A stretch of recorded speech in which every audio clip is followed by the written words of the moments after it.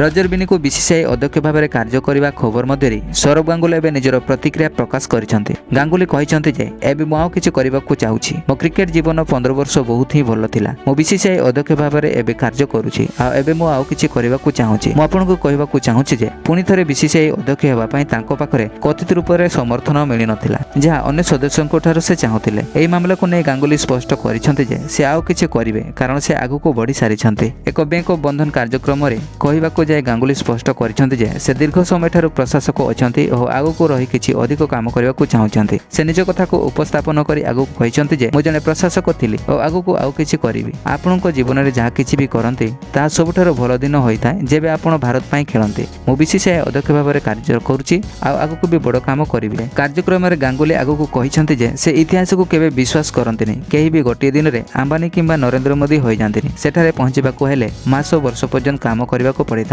मु आपनको कहि रखुछि एही कि जे रजर बिनी बीसीसीआई रो आगामी अध्यक्ष भाव में कार्य करिवे और जय शाह बीसीसीआई सचिव पद रे ही रहिबे।